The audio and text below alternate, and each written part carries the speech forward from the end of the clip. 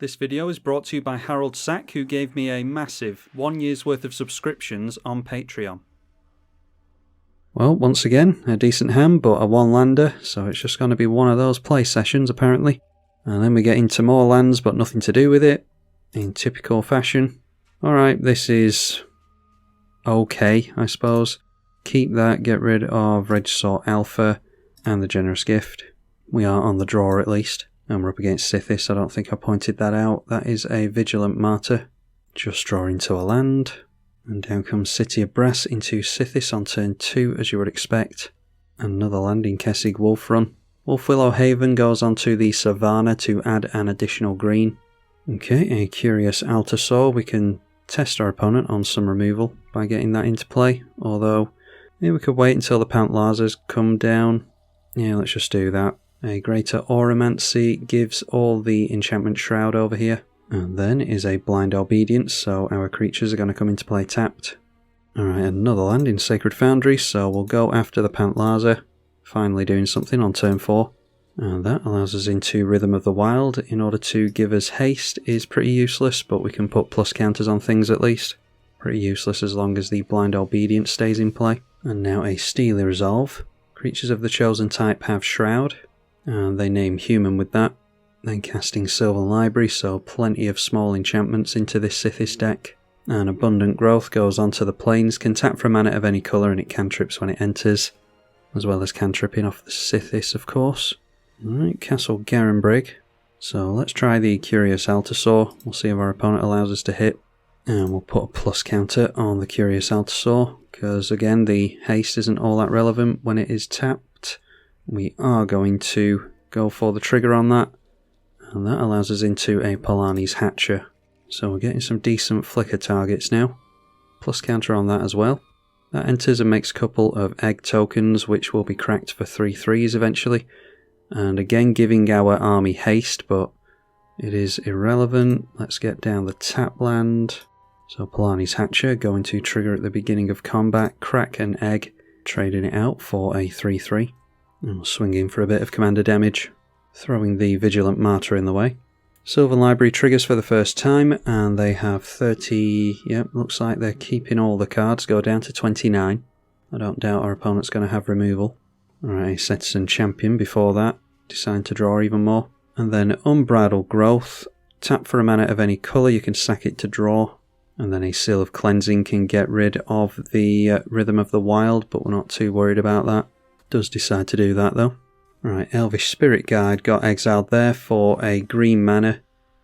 And then they're able to sacrifice the City of Brass to a crop rotation, which gets them into the Serum Sanctum, taps for a white per enchantment they control. So there we see a Mother of Runes, which will be able to help protect their board. Actually, all their stuff has Shroud, so a target creature can't gain protection from a colour, while all their stuff has Shroud. Alright, and there we see an Atali Primal Conqueror, which is excellent with a Flicker Wisp in play. So maybe go through and attack here, see what we can draw into. And it's a shame that we're not going to bring in an untapped 3/3 dinosaur, because we would be able to swing in with it here.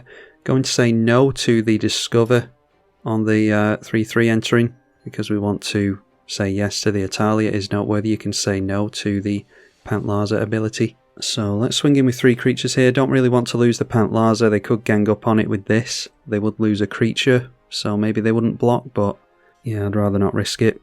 At the end of the day, we're getting down Atali, so it doesn't really matter what happens during combat here. They just decide to have us lose a 3/3. So we will hit with 2 dinosaurs. Take them down to 22. The Curious Altasaur will have us draw 2. Alright, Greater Good is half decent. That will allow us to sack a creature, draw equal to power, then discard 3. We'll play the Castle Garenbrig though. In for the Atali Primal Conqueror. Alright, so we'll go Atali on the stack first. We'll let Pantlaza trigger first and resolve first. Don't think it really matters because we don't know what's on top of the library anyway. Alright, there is a Felidar Guardian. So we'll get that down here. And that is one reason to do it this way, because we'll be able to flicker the Pantlaza. So go after our commander, and it comes into play. We will say yes to Pantlaza on its own ability. There's no guarantee that we'll get into a creature at all with Atali. let alone a dinosaur, let alone it being bigger than Pantlaza, so we'll just say yes to it here. And that grabs us a Sol Ring. So good to see that now because it does come into play tapped.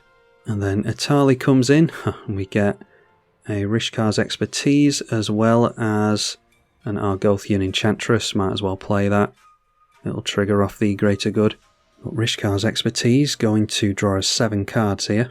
Actually should have gone for Rishkar's Expertise first because is this on cast? Yeah, it's on cast, so it wouldn't... If we got the Greater Good in with the Rishkar's Expertise, it wouldn't trigger this anyway because it's not casting it, but yeah, interactions like that are well worth bearing in mind. Let's get down the Greater Good just in case our opponent wants to wipe next turn. And then we are discarding to hand size at the end of the turn. Have to get rid of 4 cards, so we'll just make it 4 lands. Did draw into Zakama, but we can't target any of our opponent's stuff, unfortunately. Doing pretty well against Sithis, considering, though. Seems as though he doesn't have too much removal. It's all based around small cantripping enchantments. Aladamri's Call going to search up a creature. And it is the Sanctum Weaver our opponent's gone after. Does not have haste. Another tutor in the form of Enlightened Tutor puts something on top. This is during the main phase. The Sanctum Weaver is in his hand. And went after a Concordant Crossroads in order to give the Sanctum Weaver haste. So plays the Weaver. That will tap for mana equal to the number of enchantments he has. And does continue to draw cards because this is an enchantment creature. Plays the Concordant Crossroads, so everything will have haste. We are largely tapped out here, so may well be he can get us with some kind of big stompy, but wouldn't have thought an Enchantress deck would play something like that. 11 cards in hand and a lot of mana available still. Sylvan Scrying searches out a land. Searched out a Nykthos to generate even more mana. Verdurant Enchantress does more Enchantress stuff. Burgeoning to get more lands out, but that's really to draw more cards here. And a Planar Disruption. The enchanted permanent can't attack or block or have its abilities activated. That goes onto the Etali. I mean, we can flicker it away anyway if we want to. Just unfortunate that our stuff's coming into play tapped, because I think we'd be giving our opponent way harder a time if our stuff wasn't coming into play tapped, thanks to the Blind Obedience. Alright, a Lignify goes onto the Pantlaza, so we're probably best getting the abilities back on that so we can flicker it next turn with the Flicker Wisp. We can always sacrifice this for more card draw. Open the Armory is another tutor. Don't feel too bad about losing to about 5 tutors. Thought we'd do way worse than this against Sithis, to be honest. Went after on Thin Ice, so we'll be able to put something underneath that. And aiming for the Felidar Guardian. Yeah, I don't think we've got any kind of combo with that. Maybe we do. I'm not sure, but that's not our aim anyway, so we'll allow it. And Elephant Grass there as well, which is a Pillow Fort effect, particularly bad against us. A Miri's Guile, just reading my opponent's deck to you at this point. Then Stony Silence, activated abilities of artifacts can't be activated. We don't have that many artifacts. The Sol Ring won't be able to tap for mana though. A Wild Growth makes more mana, so we can tap down creatures in order to untap basics. And this one will generate a decent amount of mana thanks to the enchantments. So now plays a Carpet of Flowers, won't do much for him against a non-blue deck, but it does cantrip at least. Authority of the Consuls will bring our creatures in tapped as well. And then a Hallowed Haunting is really going to make things difficult for us, making a bunch of creature tokens. The Citizen Champion is now a 17-19 by the way, so couldn't get through with the Etali if we wanted to. 33 cards in our opponent's hand. Alseid of Life's Bounty to give protection, all their stuff has Shroud anyway. Destiny Spinner keeps things unblockable, or uncounterable I should say. Earthcraft continuing to untap the land so that they can keep going, which should be easy enough when they've got these spirit tokens coming into play with everything that they play. A Benevolent Bodyguard to protect their commander in the early game, and to untap with Earthcraft. Kenrith's Transformation will remove the dinosaur as well. Meticulous Evacuation. Return a permanent you control to its owner's hand. Have to pay 3 to activate that. Seal of Primordium gets rid of an artifact or enchantment. Alright, so turning sideways with everything. Let's, for the fun of it, just sacrifice this Etali quickly, but I'm just going to take the damage here because we're not doing anything at this point. This is just a dinosaur blink deck. It's just a bit of fun, really. Alright, there's a Blasphemous Act. Does that change things if we get into that? Get rid of some lands. Don't think we can survive here anyway as it happens. Oh, all the stuff has flying from the Hallowed Haunting, of course it does, so it doesn't matter anyway. But I think this is 25 damage on its own, so our opponent pretty much had us anyway. And yeah, there we go. That is a typical Sithis game. Alright, let's try again up against Tulane this time, so hopefully it's not much of the same. Only keeping this because of Sylvan Library, so we'll have to pray that we keep it. Keep the Sylvan Library in play, I mean. Just a tap land from each of us. We do get into our red mana, so go for this Sylvan Library. And we'll be able to use the Wood Elves as a shuffle effect after we see what's on top with the Sylvan Library. Assuming that we want to shuffle. Alright, Teleportation Circle and Garruk's Uprising are good things to keep hold of, so we'll take the life here. And we can play the Untapped Forest, go for the Wood Elves. This will allow us into our commander next turn, maybe the Terror of the Peaks instead. But this can be a tap land, 1 to get it out of the way and 2 to fix our red mana a little bit better. A Realm Breaker is going to potentially steal lands away from us, but it's pretty slow. Okay, a Wall of Blossoms, Rhythm of the Wild for haste could be good. Do we just go for Rhythm and Wall of Blossoms here? Yeah, let's put Cultivate on top and keep hold of Rhythm. Taking a bit too much life for my liking because we have to shock down the Sacred Foundry as well. But Wall of Blossoms can come down with a plus counter on it here, no point in giving a Defender creature haste. And we do draw into that Cultivate. Might as well whack our opponent for 1. And then a Cosmos Elixir. So they do go up to 41 there. We'll have to try and keep their life total down so they don't draw cards to that. Okay, there's more ramp. There's a Karma a bit too early for that. Might regret getting rid of it because they are plain artifacts, but yeah, why don't we put that on top? And then we'll have 3 mana for a Garruk's Uprising and a Cultivate maybe. So yeah, let's get rid of the Kodama's Reach as well. Just trying to save life at this point. Play the Cultivate, and then play the land that we just grabbed with Cultivate so they don't know that we've got another land available. And go for this Garruk's Uprising. And then keep our opponent below that starting life total. A Darksteel Mere, indestructible. We're going to have to make use of Trample around that thing. Realm Breaker going to be activated. Manages to steal a Plains away from us. We saw a Restoration Angel and a Curious Altasaur go in the bin. Alright, so some more mana there. We'll put the mountain away. And we'll put the castle on top as well. And let's shuffle those away with the Windswept Heath.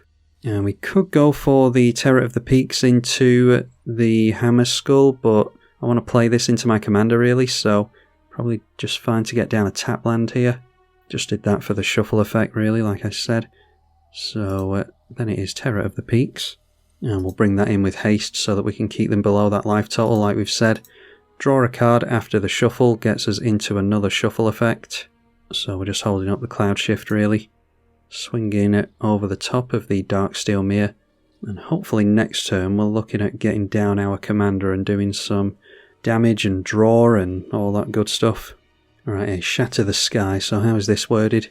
Return it to the battlefield under your control straight away, not at the end of the turn, that's a shame. So we are going to lose the Terror of the Peaks.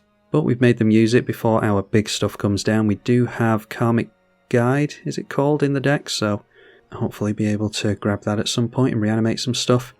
Realm Breaker continuing to attempt to steal lands from us. They did get the Windswept Heath.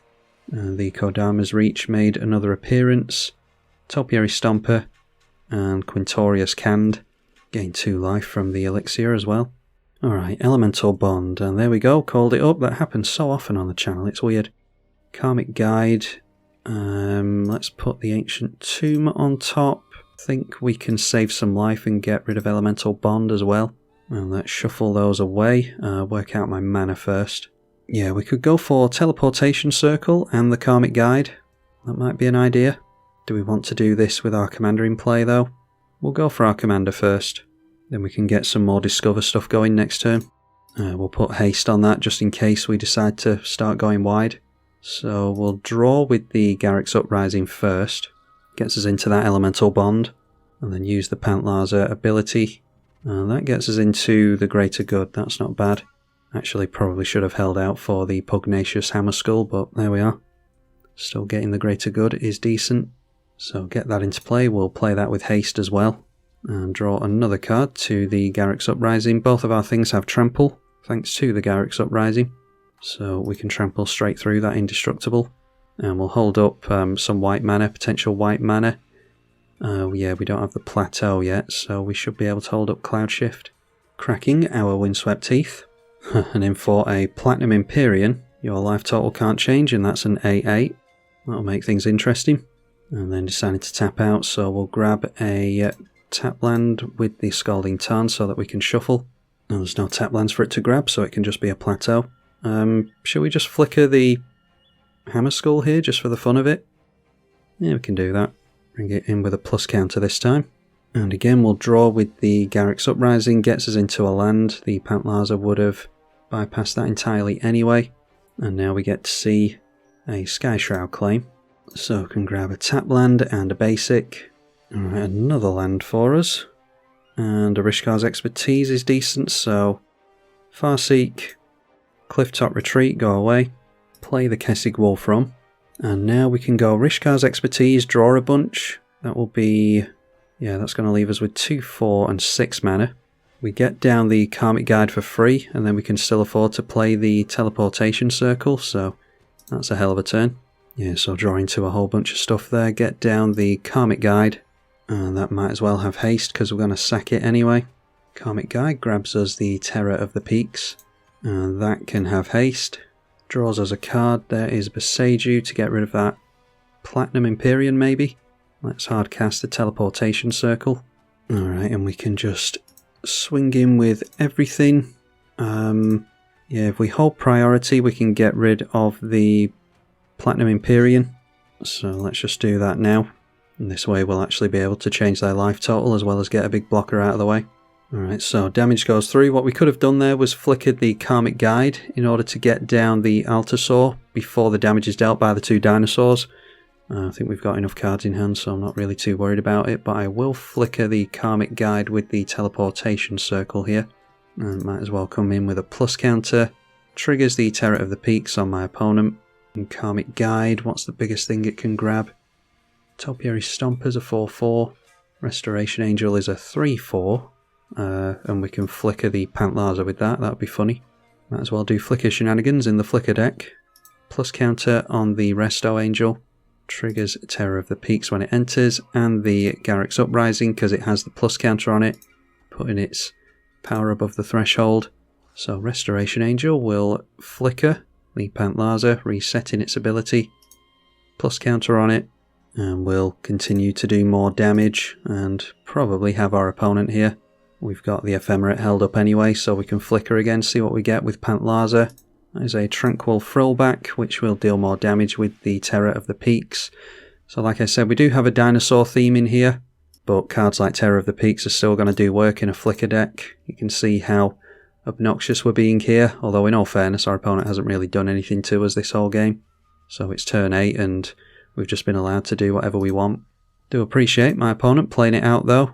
So there we go, Terror of the Peaks getting us back into it, as well as believing in the heart of the cards and Karmic Justice even showing up to the party. Couple of mixed match games with regards to power level there, but that's Magic Online for you. We at least got to see what we can do with this Pantlaza Flicker variant, so hopefully you all enjoyed it and you can look at the deck list in the description as ever. Massive thank you to the patrons for their financial support. I'm tribalkai. Thank you for watching.